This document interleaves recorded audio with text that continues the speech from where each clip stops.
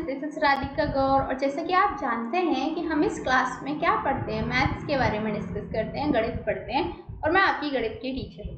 देखिए, आपको अच्छे से पता है कि इससे पहले वाले चैप्टर का नाम था वास्तविक संख्याएं और हमने उसमें वास्तविक संख्याओं के बारे में डिस्कस कर लिया था। हमने काफ़ी सारी चीज़ें वास्तविक संख्याओं से रिलेटेड उस चैप्टर में डिस्कस की थी।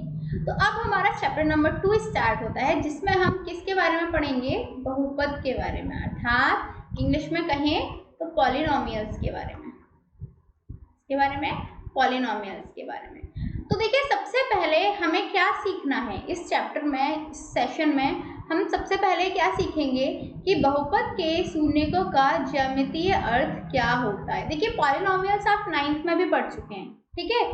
बस हम 10th में जो 9th में पढ़ा था उससे हल्का सा लेवल अपग्रेड करके पढ़ते हैं। तो पॉलिनोमियल्स क्या होते हैं, सबसे पहले हम वो समझ लेते हैं, उनके प्रकार देख लेते हैं और उसके साथ में हमें पता चल जाएगा कि जो पॉलिनोमियल्स हैं उनके ज्यामितिक अर्थ क्या होते हैं।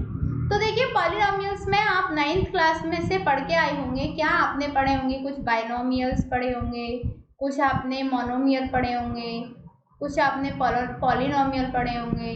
ये चीज़ें क्या होती हैं, कैसे होती हैं, क्या आपको ये क्लियर है? और यदि नहीं है तो प्लीज़ आप एक बार 9th की बुक उठाइए और उसमें ये सारे टाइप्स को समझिए। 1 डिग्री, 2 डिग्री, 3 डिग्री, ये सारी चीज़ें आपको आनी चाहिए, ठीक है। अच्छा देखिए, बहुपद के शून्यकों का ज्यामितीय अर्थ क्या होता है। आप जानते हैं कि एक वास्तविक संख्या के बहुपद px का एक शून्यक है यदि p के बराबर क्या हो? 0 हो। परंतु किसी बहुपद के शून्यक इतने आवश्यक क्यों हैं? यह उत्तर देने के लिए सर्वप्रथम हमें रैखिक और द्विघात द्विपदों के आलेखीय निरूपण देखेंगे और फिर हम उनके शून्यकों का ज्यामितीय अर्थ देखेंगे। इसी सेशन में हम समझ लेंगे कि क्यों होता है ऐसा और किस तरीके से हम चीज़ों को समझ पाएंगे। देखिए, सबसे पहले हम स्टार्ट करेंगे एक एग्जाम्पल लेके। एक रैखिक बहुपद ax प्लस b जहाँ पे a 0 के बराबर नहीं है, उस पर हम विचार करेंगे। 9th में हमने पढ़ा था कि y बराबर ax प्लस b का ग्राफ एक सरल रेखा होता है। उदाहरण के लिए सपोज कीजिए हमने ले लिया y बराबर 2x प्लस 3। क्लियर? अब हमारे पास ये है तो हम पहले बिंदु निकालेंगे। बिंदु निकालने के लिए हम बेटा एक टेबल बनाते हैं। यहाँ x लिखा, यहाँ y बराबर 2x प्लस 3 लिखा। तो सपोज कीजिए यदि हमने y की वैल्यू -1 रखी, y की वैल्यू -1 रखी, तो x की वैल्यू कितनी आएगी हम यहाँ से निकालेंगे। -1 - 3 बराबर 2x। तो यहाँ से देखिए, आप देखेंगे माइनस का 4 बराबर आ जाएगा 2x, x बराबर हो जाएगा -4/2, 2 से 2 कैंसिल, -2। x बराबर आ गया हमारा -2। हमने यहाँ पे x बराबर -2 लिख दिया, मतलब यहाँ -1 ली तो यहाँ आ गया -2। अब हम y की जगह 7 रखेंगे। जब आप सॉल्व करेंगे तो आपको x की वैल्यू मिल जाएगी 2। तो हमें दो बिंदु मिले, एक मिला -2 से -1 और दूसरा मिला 2 से 7। ये जब ब्रैकेट में हम ऐसे दर्शाते हैं तो ये x की वैल्यू होती है बेटा और ये y की वैल्यू होती है। ये तो आप ग्राफ्स के बारे में अच्छे से जानते ही होंगे शायद, ठीक है। तो ये आपको दो बिंदु मिल गए। अब आप इन दो बिंदुओं को इस ग्राफ पे दर्शाएंगे तो आप देखेंगे कि यहाँ पे आपका क्या आ रहा है। जब y बराबर 2x प्लस 3 हम लेंगे तो उसको हम देखिए 2,7 ये हो गया और -2, -3 ये हो गया। इस तरीके से हमारी ये सरल रेखा खिंच गई। ये चीज़ आपको समझ में आई? ये किन बिंदुओं पे काट रही है रेखा? एक तो 0,3 पे काट रही है और एक 0,-3/2 पे काटती है। किसको? हमारे ग्राफ को। क्लियर? तो देखिए, आगे हम अगला एक और सवाल में लेके चलेंगे। सपोज कीजिए हमारे पास y है x² - 3x - 4। ये हमारे पास क्या है? y है। तो आप क्या करेंगे, यदि हम y बराबर 6 लेंगे तो x बराबर -2 आ जाएगा। कैसे आएगा? आपको सिर्फ क्या करना है, यहाँ पे y की वैल्यू रखनी है 6 और इसमें x की वैल्यू फाइंड आउट कर लेनी है। आप आराम से इसमें x की वैल्यू निकाल लेंगे। ये आप 9 तक बेटा पढ़ते हुए आ रहे हो तो ये कैलकुलेशन करना आपके लिए टफ नहीं होना चाहिए। आगे हम y की वैल्यू 0 रखेंगे तो x की वैल्यू -1 आएगी। y की वैल्यू -4 रखेंगे तो x की वैल्यू 0 आएगी। y की वैल्यू -6 रखेंगे तो 1 आएगी। -6 रखेंगे तो 2 भी आएगी। -4 रखेंगे तो 3 आएगी। 0 रखेंगे तो 4 आएगी और 6 रखेंगे तो 5 आएगी। क्लियर? जब आप इसका ग्राफ बनाएंगे, ठीक है, तो आप क्या देखेंगे, वास्तव में द्विघात बहुपद इसके लिए एक संगत समीकरण के ग्राफ का आकार या तो ऊपर की ओर खुला होगा या नीचे की तरफ खुला होगा, और ये इस पर निर्भर करेगा कि जो a है वो ग्रेटर देन 0 है या a स्मॉलर देन 0 है। क्लियर? इन्हीं वक्रों को हम परवलय या फिर पैराबोला कहते हैं। क्या कहते हैं?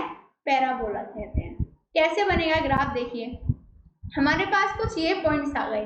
क्या? -2 से 6 एक पॉइंट ये आ गया, -1 से 0 एक ये आ गया, 0 से -4 तीसरा पॉइंट आ गया हमारे पास, 1 से -6, 2 से -6, 3 से -4, 0 से 4 और 5 से 6, ये हमारे पास पॉइंट्स आ गए। अब हम क्या करेंगे, इस ग्राफ पे इन पॉइंट्सों को दर्शाएंगे। जब हम दर्शाएंगे तो हम क्या पाएंगे, आप खुद बताइए। ये चीज़ आप देखिए, आपने इन पॉइंट्स को दर्शाना तो आपको अच्छे से आता है ना? हाँ बेटा, तो आपने ये दर्शाया, ठीक है। जब आपने ये दर्शाया तो आपको क्या दिखा, आप ये बताइए। आप यहाँ से कितना समझे? आप ऑब्वियसली यहाँ से बेटा ये समझे कि जब आप इन पॉइंट्स को दर्शाएंगे, दर्शाना तो आपको आता है ना। देखो मैं एक बार बता देती हूँ, जिसको नहीं आता, -2 से 6 पे जाना है तो हम नेगेटिव की तरफ जाएंगे ग्राफ में, -2 x को चुनेंगे, फिर y की वैल्यू 6 चुनेंगे और यहाँ पे एक पॉइंट लगा देंगे। यदि -1 से 0 को दर्शाना है तो x की वैल्यू -1 लेंगे और y की 0 यहाँ पे पॉइंट लगा देंगे। इस तरीके से हम ग्राफ को बनाएंगे और जब मिलाएंगे हम पॉइंटों को तो हम क्या देखेंगे कि एक पैराबोला बन जाता है। क्या बनना है हमारा? एक पैराबोला बनना है, ठीक है। तो ये चीज़ हमने यहाँ पे डिस्कस की। अब देखिए, यहाँ पे हमारी कुछ स्थितियाँ आती हैं बेटा जो बहुत ज़्यादा हमारे लिए चीज़ों को डिटरमाइन करती हैं। जैसे देखिए, ग्राफ x अक्ष को दो बिंदुओं a और a' पे काटता है। यदि स्थिति a और a' के x निर्देशांक द्विघात बहुपद के दो शून्यक हैं, क्लियर, तो देखिए इस तरीके से काटेगा a और a' पे। क्लियर? पहला फिगर ये हो गया और इसमें हमारा इस तरीके से ग्राफ आ रहा है, तो इसमें कैसा आ रहा है? नीचे से आ रहा है। दूसरा ये हो गया। इस तरीके से हमारे ये सिचुएशन बनती है। दूसरी सिचुएशन हमारी ये आती है कि यहाँ पे क्या हो रहा है हमारा, देखिए x अक्ष को केवल एक बिंदु पर अर्थात दो संपाती बिंदुओं पर काटता है। क्लियर?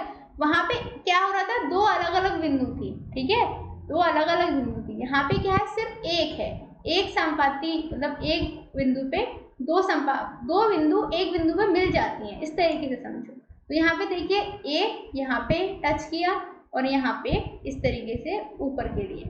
तो इस स्थिति में a का x निर्देशांक द्विघात बहुपद इसका केवल कितने शून्यक हैं? केवल एक शून्यक है। और यहाँ पे हमने क्या देखा था?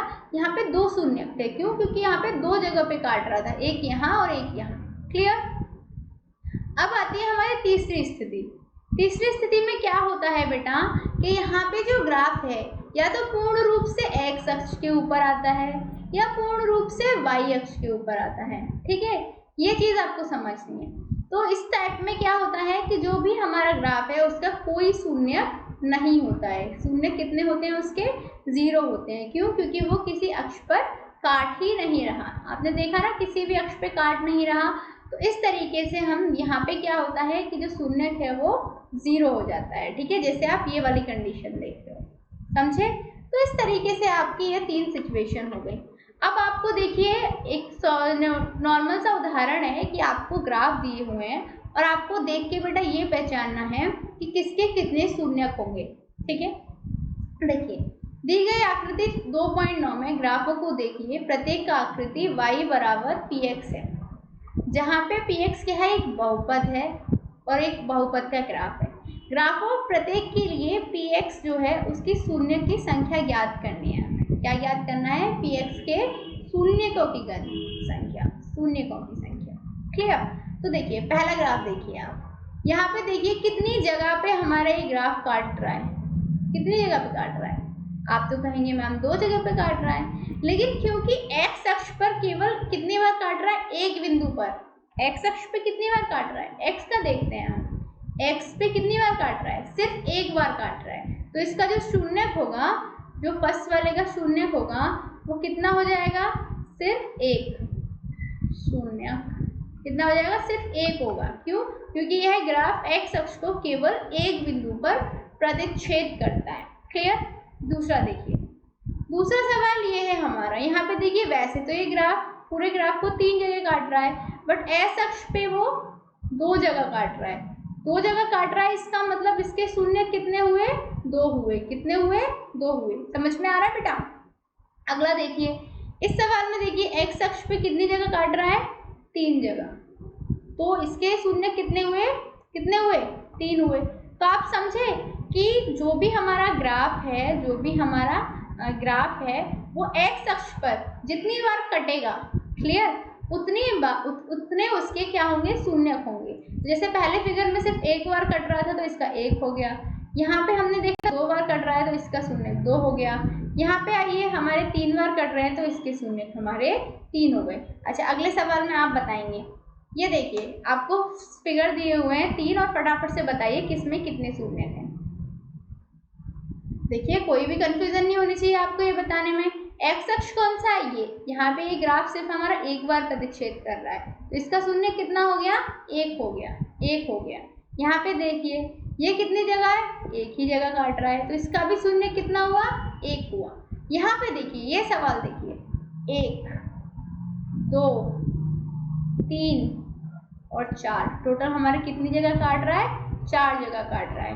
तो इसमें जो शून्यों की संख्या है वो कितनी हो जाएगी बेटा, 4 हो जाएगी। तो समझे आप कितनी आसानी से हमने पता लगा लिया कि किसके शून्य कितने होंगे, सिर्फ हमने ग्राफ देख के ही पता लगा लिया कि किसके शून्य कितने हैं, आसानी से। कैसे? हमने देखा कि एक्स अक्ष पे जो हमारा कर्व है वो ग्राफ को कितनी जगह काट रहा है, एक जगह काट रहा है तो 1 शून्य होगा, 2 जगह काट रहा है तो 2 शून्य होंगे, 3 जगह काट रहा है तो 3 होंगे, 4 जगह काट रहा है तो 4 शून्य होंगे। इस तरीके से हम सवाल को हल करते हुए जाते हैं। अब देखिए ये आपकी एक्सरसाइज से क्वेश्चन है, ये भी कुछ इसी तरीके का क्वेश्चन है, ये भी आप आसानी से हल कर पाएंगे। देखिए किसी बहुपद px के लिए y बराबर px का ग्राफ नीचे आकृति 2.10 में दिया गया है। प्रत्येक स्थिति में px के शून्यों की संख्या ज्ञात करनी है। तो देखिए यहाँ पे आपने देखा कि x पे ये जो ग्राफ है 0 जगह काट रहा है, कोई जगह काट ही नहीं रहा है, तो इसमें क्या होगा, शून्यों की संख्या 0 है। क्यों? क्योंकि ग्राफ x अक्ष को एक भी बिंदु पर प्रतिच्छेद नहीं करता है, और जब ऐसा होता है तो शून्य की संख्या कितनी होती है, 0 होती है।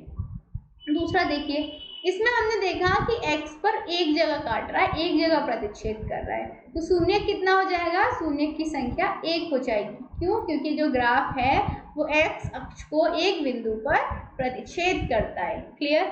तीसरा देखिए, इसमें देखेंगे हम 1 जगह, 2 जगह और 3 जगह, टोटल हमारे ग्राफ को 3 जगह पे काटा जा रहा है। तो देखिए शून्य की संख्या भी कितनी हो गई, 3 हो गई। क्यों? क्योंकि ग्राफ x अक्ष को 3 बिंदुओं पर प्रतिच्छेद कर रहा है।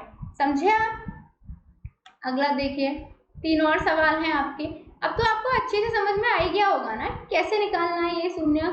देखिए यहाँ पे देखिए x अक्ष है, कितनी जगह काट रहा है, 1 और 2, तो शून्य की संख्या कितनी हो गई बेटा, 2 हो गई। क्यों? क्योंकि ग्राफ x अक्ष को 2 बिंदु पर प्रतिच्छेद करता है।